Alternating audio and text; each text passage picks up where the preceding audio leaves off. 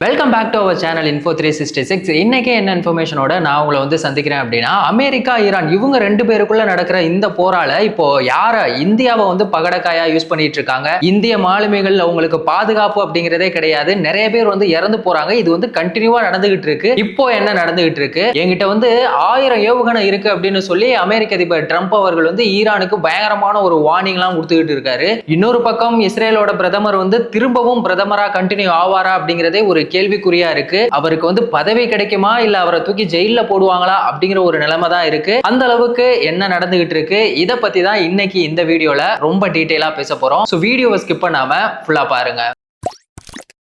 America, Israel, Iran இவங்களுக்குள்ள நடந்துகிட்டு இருக்க இந்த வார் அப்படிங்கிறது கொஞ்ச நாளா ஸ்டாப் பண்ணி வச்சிருந்தாங்க. இப்ப திடீர்னு என்ன ஆயிடுச்சு, 2 நாளா வந்து திரும்பவும் மாத்தி மாத்தி அட்டாக் பண்றது அப்படிங்கிறது அதிகமாயிட்டே இருக்கு. இதுக்கு முன்னாடி என்னாச்சு, அதாவது போன ஜூன் மாதத்துல என்ன பண்ணாங்கன்னா, அமெரிக்கா வந்து இந்திய மாலுமிகளை வந்து அட்டாக் பண்ணாங்க. அதுலயும் பாத்தீங்கன்னா 3 பேர் வந்து அதுல இறந்து போயிட்டாங்க. 24 பேரை வந்து பத்திரமா மீட்டுட்டாங்க. இதுக்கு அமெரிக்கா சைட்ல இருந்து சொன்னது என்ன அப்படின்னு சொல்லி பார்த்தோம்னா, நாங்க வந்து ஒரு டைம் 2 டைம் இல்ல 60 டைம் வந்து வார்னிங் கொடுத்தோம். ஆனா அதையும் மீறி அந்த கப்பல் வந்து உள்ள வந்ததுனால தான் நாங்க அட்டாக் பண்ணோம் அப்படின்னு வந்து சொன்னாங்க. அமெரிக்கா வந்து இந்தியாவை அட்டாக் பண்ணும்போது இந்தியா வந்து கொந்தளிச்சு போய் ஏதாவது பண்ணுவாங்க அப்படின்னு சொல்லி பார்த்தா அவங்கள வந்து கூப்பிட்டு வந்து மிரட்டி இருக்காங்க. அவ்வளவுதான், அதுக்கப்புறமா எதுவுமே பண்ணல. சரி ஓகே, இது இதோட முடிஞ்சிரும் அப்படின்னு சொல்லி பார்த்தா இப்ப திரும்ப என்ன இருக்கு, இப்போ போன டைம் வந்து அமெரிக்கா பண்ணதை இந்த டைம் என்ன பண்ணிருக்காங்கன்னா ஈரான் வந்து பண்ணிருக்காங்க. இதுல JFS கேலக்ஸி அப்படின்னு சொல்லக்கூடிய ஒரு சரக்கு கப்பல், இது வந்து சைப்ரஸ் நாட்டு கொடியோட வந்து பறந்து வந்தது. இது யாருக்கு சொந்தமானது அப்படின்னு சொல்லி பார்த்தோம்னா ஐக்கிய அரபு அமீரகம் அவங்களுக்கு சொந்தமான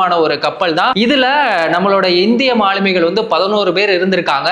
இதுல இப்போ ஈரான் வந்து அட்டாக் பண்ணிருக்காங்க. இந்த அட்டாக்கு ஈரான் சைடுல இருந்து என்ன சொல்லியிருக்காங்கன்னா, வழக்கம் போலதான் நாங்க ஒரு ரூட்ல போக சொல்லியிருக்கோம், ஆனா அந்த ரூட்ல போகாம ராங் ரூட்ல இவங்க வந்ததுனால நாங்க வந்து அட்டாக் பண்ணோம் அப்படின்னு வந்து சொல்லியிருக்காங்க. நல்ல வேளை இந்த அட்டாக்ல வந்துட்டு இந்திய மாலுமிகள் 10 பேருக்கு வந்துட்டு எதுவுமே ஆகல. அவங்களை வந்து சேஃபா ஓமன் நாட்டை சேர்ந்தவங்க வந்து மீட்டுட்டாங்க. நம்மளுடைய இந்திய தூதரகமுமே வந்துட்டு ஹெல்ப் பண்ணிருக்காங்க. இதுல இன்னொரு முக்கியமான ஒரு விஷயம் என்ன அப்படின்னு சொல்லி பார்த்தோம்னா, அதுல மொத்தம் 11 பேர் இருந்தாங்க. அதுல 10 பேரை மட்டும் தான் வந்து சேஃபா மீட்டிருக்காங்க. ஒருத்தர் வந்து என்ன ஆனாரு அப்படிங்கறதே தெரியல. அவரை தேடுற பணி அப்படிங்கிறது இப்போ ரொம்பவே தீவிரமா போயிட்டு இருக்கு. இதுக்கு முன்னாடியுமே அமெரிக்கா வந்து இந்த மாதிரி இந்திய மாலுமிகளை அட்டாக் பண்ணும்போது ஒருத்தர் காணாம போயிட்டாரு. அதுக்கப்புறமா பார்த்தா அவர் வந்து இறந்து போயிட்டாரு. சோ அதே மாதிரி இவருமே இறந்து போயிருப்பாரா, இவருக்கு என்ன ஆச்சு அப்படிங்கறதே ஒரு தெரியாத ஒரு சிச்சுவேஷன்ல தான் இருக்கு. இப்பவுமே இந்தியா சைட்ல இருந்து என்ன சொல்றாங்க அப்படின்னா, திரும்பவுமே என்ன பண்ணிருக்காங்கன்னா அமெரிக்காவோட தூதர்கள் அவங்க எல்லாத்தையுமே கூப்பிட்டு திரும்பவுமே வார்னிங் தான் பண்ணிருக்காங்க. சோ இந்த மாதிரி வார்னிங் பண்ணா அது வந்து வேலைக்கே ஆகாது. இப்போ இந்தியா வந்து மத்த எல்லா நாடுகளோடமே வந்து ஒத்துமையா இருக்காங்க. அது நல்ல ஒரு விஷயம் தான். அமெரிக்காவா இருக்கட்டும் இல்ல ஈரானோட இருக்கட்டும். ஆனா நம்ம இந்தியர்களான மாலுமிகளை வந்து அட்டாக் பண்ணும்போது அப்பவுமே நம்ம வந்துட்டு பொறுமையா இருந்தோம் அப்படின்னா அது வந்து வேலைக்கு ஆகாது அப்படின்னு தான் வந்து சொல்லணும். ஏன்னா பாதிக்கப்பட்டிருக்கிறது நம்மளுடைய இந்திய மாலுமிகள் தான் வந்து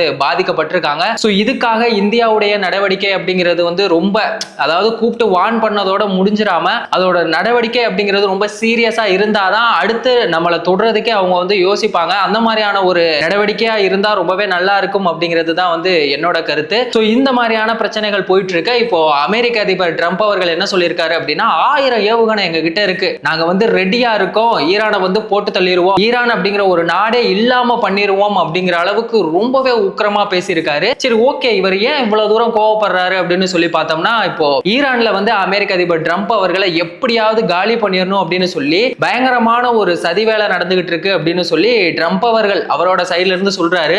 அதுக்கு முக்கியமான 2 ரீசன் இருக்கு.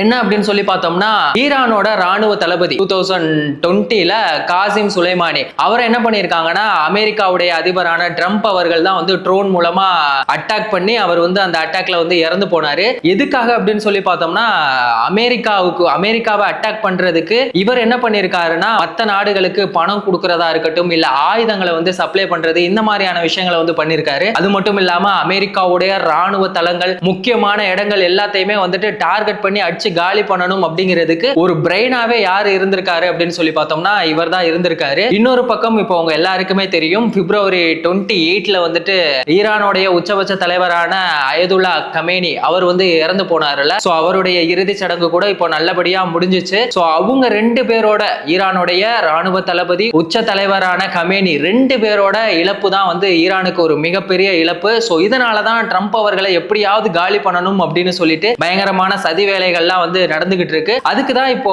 அமெரிக்க அதிபர் ட்ரம்ப் அவர்கள் என்ன சொல்லியிருக்காருன்னா 1000 ஏவுகணையை வந்துட்டு நாங்க ரெடியா வச்சிருக்கோம், வாங்க ஒரு கை பார்க்கலாம் அப்படின்னு வந்து சொல்லியிருக்காங்க. வழக்கம் போல ஈரான் என்ன பண்ணிட்டாங்க, நீ இந்த மாதிரி பேசிட்டு இருந்தீங்கன்னா நமக்கெல்லாம் வந்துட்டு பேச்சுக்கெல்லாம் வேலையே இல்லை, எதா இருந்தாலும் செயல்ல தான் காட்டணும் அப்படின்னு சொல்லிட்டு அவங்க சைட்ல இருந்துமே ரொம்பவே ரெடியா இருக்காங்க. இன்னொரு பக்கம் ஸ்ட்ரைட்டா ஹார்மோஸை வந்துட்டு ஃபுல்லா மூடிட்டாங்க. எப்படா இது திறந்து வச்சாங்க அப்படிங்கிற மாதிரி தான் இருக்கு. ஏன்னா ஒரு நாள் வந்து ஓபன் பண்றாங்க, திடீர்னு ஒரு அட்டாக் நடந்துருச்சுன்னா வந்து மூடுறாங்க. இவங்க வந்து மாத்தி மாத்தி அவங்களுக்கு இந்த ஸ்ட்ரைட்டா ஹார்மோஸை மூடுறது அப்படிங்கிறது வந்து ரொம்ப ஈஸியான ஒரு விஷயமா இருக்கு. ஆனா இதனால மத்திய கிழக்கு நாடுகள்ல இருக்கவங்க எல்லாம் எந்த அளவுக்கு பாதிக்கப்படுறாங்க, மத்த நாடுகள்லாம் எந்த அளவுக்கு பாதிக்கப்படுறாங்க அப்படிங்கிறத இவங்க கொஞ்சம் கூட வந்து அவங்க புரிஞ்சுக்கவே மாட்டாங்க. இவங்களுக்குள்ள நடக்கிற வாரால மக்கள் இடையில வந்து ரொம்பவே பாதிக்கப்பட்டுக்கிட்டு இருக்காங்க. இந்த எரிபொருள் தட்டுப்பாடு அப்படிங்கிற ஒரு விஷயம் நாளுக்கு நாள் ரொம்பவே அதிகமாயிட்டு இருக்கு அப்படின்னு தான் வந்து சொல்லணும். இப்போ பாத்தீங்கன்னா கச்சா எண்ணெயோட விலை வந்துட்டு நார்மலா இருந்ததை விட 3% வந்து அதிகமாயிருக்கு. இவங்க ஒவ்வொரு தடவையுமே இந்த அட்டாக் பண்ணிட்டு இருக்கும் போது என்ன ஆகுது அப்படின்னு சொல்லி பார்த்தோம்னா கச்சா எண்ணெயோட விலை வந்து ஆட்டோமேட்டிக்கா வந்து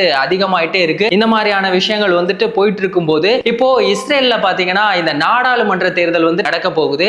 இஸ்ரேலோட பிரதமரா நெதன்யாகு அவர்கள் பாத்தீங்கன்னா ஒரு 19 வருஷம் இருந்திருக்காரு. 1996ல இருந்து 99, அதுக்கப்புறமா 2009ல இருந்து 2021, இப்போ 2022ல இருந்து இப்போ வரைக்குமே அவர் வந்துட்டு பிரதமரா இருக்காரு. சோ இது வந்து ஒரு மிகப்பெரிய சாதனை அப்படின்னு சொல்லி எல்லாருமே வந்து புகழ்ந்து பேசிக்கிட்டு இருக்காங்க. சரி, ஓகே, இது ஒரு சாதனையா இருந்தாலும் அவர் வந்து மதத்தை வச்சு ஒரு அரசியல் பண்ணிட்டு இருக்காரு, அப்பாவி மக்களை வந்து கொன்னு குவிச்சுக்கிட்டு இருக்காரு. இதெல்லாம் வந்துட்டு ஊடகங்கள்ல மூடி மறைக்கக்கூடிய ஒரு விஷயமா தான் இருக்கு. இவர் மேல வந்துட்டு ஏகப்பட்ட கேஸ் இருக்கு அப்படின்னு வந்து சொல்றாங்க. இதுல வந்து ஊழல் மட்டும் கிடையாது, நிறைய மோசடி பண்ணியிருக்காரு அப்படின்னு வந்து சொல்றாங்க. இவர் மேல முக்கியமா மெயினா 3 கேஸ் இருக்கு. அதாவது கேசஸ் 1000, கேசஸ் 2000, கேசஸ் 4000 அப்படிங்கிற மாதிரியான 3 மெயினான வழக்கு இருக்கு அப்படின்னு வந்து சொல்றாங்க. இந்த கேஸ் 1000 என்ன அப்படின்னு சொல்லி பார்த்தோம்னா இந்த ஹாலிவுட் தயாரிப்பாளர்கள் நிறைய பேர் இருப்பாங்க. அது மட்டும் இல்லாம இந்த பெரிய பணக்காரங்க நிறைய பேருக்கு என்ன பண்ணிருக்காங்க அப்படின்னா அவங்க கிட்ட வந்து விலை உயர்ந்த பொருட்கள், சிகரெட்டா இருக்கட்டும், இல்ல ஷாம்பைன் மதுபானங்கள், அது மட்டும் இல்லாம நகைகள், இந்த மாதிரியான விஷயங்கள் எல்லாம் வந்து அவங்க கிட்ட இருந்து வாங்கிட்டு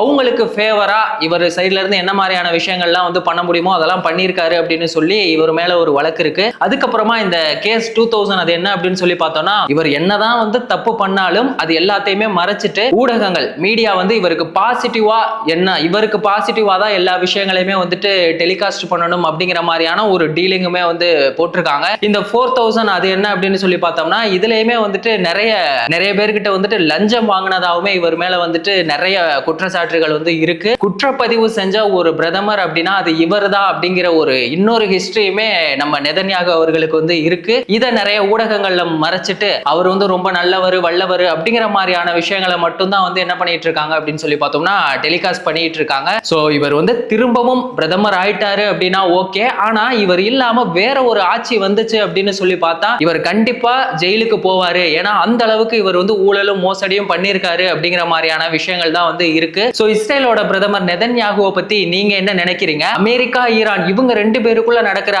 இந்த தாக்குதலால இந்திய மாலுமிகள் வந்துட்டு தொடர்ந்து பாதிக்கப்படுறாங்க, தொடர்ந்து இறந்து போறாங்க. சோ இத பத்தின உங்களோட ஒப்பீனியன் என்ன? ட்ரம்ப் அவர்கள் வந்து எங்க கிட்ட 1000 ஏவுகணை இருக்கு, நாங்க எல்லாத்துக்குமே தயார் அப்படின்னு சொல்லி ஈரானுக்கு ஒரு பயங்கரமான ஒரு வார்னிங் கொடுத்திருக்காரு. இத பத்தின உங்களோட ஒப்பீனியன் என்ன அப்படிங்கறத மறக்காம கமெண்ட் செக்ஷன்ல சொல்லுங்க. இந்த மாதிரி எந்த ஒரு இன்ஃபர்மேஷனா இருந்தாலும் அதை 10 நிமிஷத்துல ரொம்ப ஈஸியா டீடைலா தெரிஞ்சுக்கணும்னா நம்ம சேனலை மறக்காம சப்ஸ்கிரைப் பண்ணுங்க, உங்க ஃப்ரெண்ட்ஸுக்கு ஷேர் பண்ணி சப்போர்ட் பண்ணுங்க. வேறொரு வீடியோல வேறொரு இன்ஃபர்மேஷன்ல நம்ம திரும்பவும் சந்திக்கலாம்.